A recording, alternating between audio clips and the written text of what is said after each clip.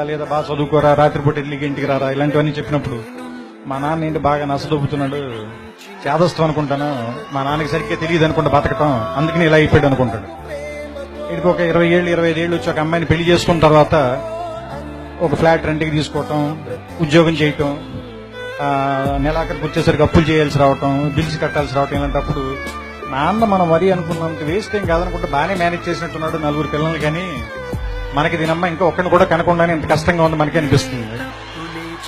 ఆ తర్వాత ఒక 35-40 దాటిన తర్వాత పిల్లలు కొంచెం పెద్దవాళ్ళు అవుతుంటే స్కూల్ ఫీజులు, ఆ తర్వాత వాళ్ళకి ఏదైనా ఒంట్లో బాగున్నప్పుడు రాత్రిపూట హాస్పిటల్కి పరిగెత్తటాలు, ఏదైనా ఒక కష్టం వస్తే డబ్బుల కోసం ఎత్తుక్కోవటాలు, ఇలాంటప్పుడు నాన్న గుర్తుంచి కళ్ళల్లో నీళ్లు వస్తాయి. ఈ బాబు ఇన్ని కష్టాలు పడి మన అందరినీ పెంచి ఇక్కడ దాకా తీసుకొచ్చాడని. కానీ మనం అది చెప్పేసరికి చాలా మంది నాన్నలు ఉండరు, చచ్చిపోతారు. అందుకని నా ఉద్దేశం ఏంటంటే నాన్న బతికుండగానే మనందరం థ్యాంక్స్ చెప్దాం. మన భారతీయులందరికీ కూడా ఒక డే అనే దాని మీద పెద్ద నమ్మకం లేదు. ప్రేమని ఫిబ్రవరి 14 మాత్రమే ప్రేమించి ఆ తర్వాత ఆడపిల్లని చంపేద్దాం, వాళ్ళ మీద యాసిడ్ పూసేద్దాం, అలా కాకుండా జీవితాంతం ఆడపిల్లని ప్రేమిద్దాం, తప్పేం లేదు. అలాగే అమ్మను కూడా సంవత్సరంలో ఒక రోజు ప్రేమించి మిగతా అన్ని రోజులు కంచాలు విసిరేసి తిట్టటాలు అవి కాకుండా అమ్మని జీవితాంతం ప్రేమిద్దాం. అలాగే నాన్నను కూడా ప్రపంచంలో సంవత్సరంలో 365 రోజులు ఒక రోజు కాకుండా 365 రోజులు గుర్తు తెచ్చుకుందాం. అంటే నా ఉద్దేశం it's an vote to father.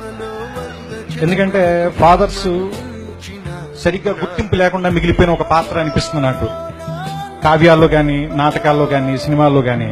అంటే అమ్మని డ్రమటైజ్ చేసినంతగా మనం ఫాదర్ ని ప్రపంచం ముందుకు ఎక్కువ చూపించలేకపోయామా అని అనిపిస్తుంది. కానీ ఫాదర్ నుంచే కదా మనం వారసత్వం కూడా తీసుకుంటాం. ఫాదర్ ఇచ్చే డబ్బులు కాదు, ఫాదర్ ఇచ్చే పేరుని తీసుకుని ముందుకెళ్తాం. ఫలానా వాళ్ళ అబ్బాయి ఇతను, ఫలానా వాళ్ళ మనవడి ఇతను, లేదా ఫలానా ఫ్యామిలీ నుంచి వచ్చాడు ఇతను. సో అంటే ఫాదర్ దగ్గర నుంచి మనం ఇన్ని తీసుకున్నప్పుడు, ఫాదర్ దగ్గర నుంచి మనం సంస్కారం తీసుకున్నప్పుడు ఫాదర్కి తిరిగి మనం ఏమి ఇవ్వగలం? కృతజ్ఞత. ఫాదర్ కృతజ్ఞత కోరి మనం పెంచడు కదా, మరి ఏమిద్దాం? ఒక జ్ఞాపకంగా గుర్తుపెట్టుకున్నాం, మర్చిపోతాం. చిన్నప్పుడు ఆయన భుజాల మీదే నుంచుని ప్రపంచాన్ని చూస్తాం, ఆయన వేలు పట్టుకుని నడక నేర్చుకుంటాం, ఆయన ఒళ్ళో కూర్చుని చదవటం నేర్చుకుంటాం, ఆయన ఒళ్ళో కూర్చుని ప్రపంచాన్ని చూడటం నేర్చుకుంటాం. ఆయనతో పాటే ఆయన స్కూటర్ డ్రైవ్ చేస్తుంటే ఆయన ముందు నుంచుంటాం, ప్రపంచం మొత్తం మనమే గెలుస్తున్నాం అనుకుంటాం.